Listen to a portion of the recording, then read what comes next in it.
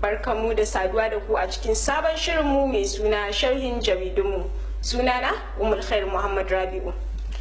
Jaridar mu ta farko ta fito ne daga kamfanin dillancin labarai ta Sahara Reporters, inda za ku ji cewa a safiyar Juma'ar da ta gabata ne aka lula da ɗan shugaban ƙasa Muhammadu Buhari, wato Yusuf Muhammad Buhari, zuwa ƙasar Jamus domin ci gaba da jinyarsa da aka fara a nan gida Najeriya sakamakon hatsarin da ya akan babur.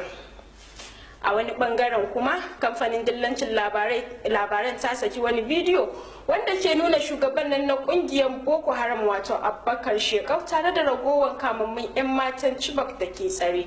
An nuna 'yan matan ne suna kuka, suna kira da gwamnati da ta zo ta taimake su ta kwato su daga hannun 'yan kungiyar. 'Yan Najeriya, ina muku gaisuwa a wannan lokaci.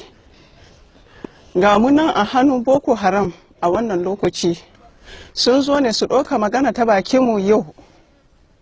Tun lokacin da muka shiga hannunsu har zuwa ga yau muna nan lafiya.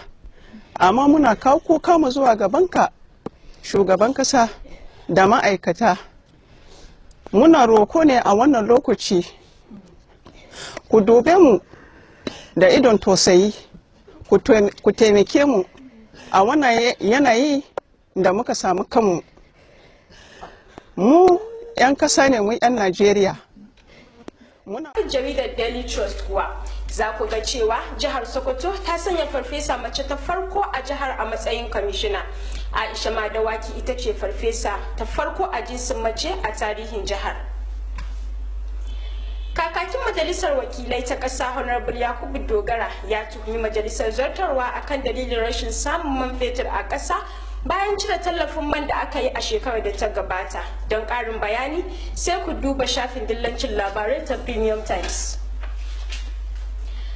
Shugaban jam'iyyar PDP ta jihar Neja, Barista Tanko Beji, ya ce burinsu a zaɓe mai zuwa shine su tabbatar sun amshi mulki don yi wa mutane abin da suke bukata.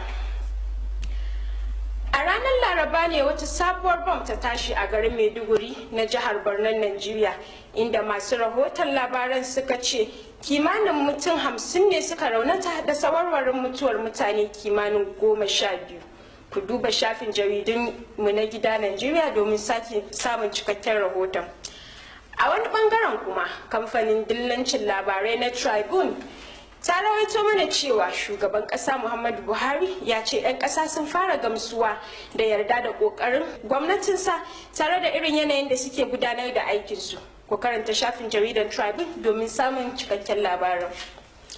Kayya kuwa a shafin jaridar Leadership sun rawaito mana cewa farashin ɗanyen man fetur ya yi tashin gwauron zabi a kasuwannin duniya, inda ya kai kimanin dala 70 na kuɗin Amurka, wanda masu rahoton suka ce bai taɓa kaiwa irin haka ba tun daga shekarar 2014.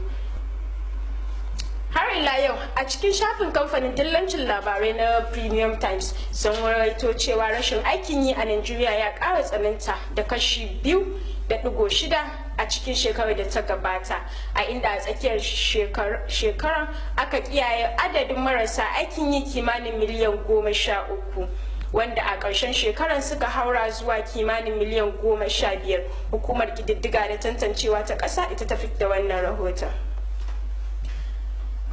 Kallon mu da sauraro, a nan muka kawo ƙarshen wannan shiri namu na wannan mako.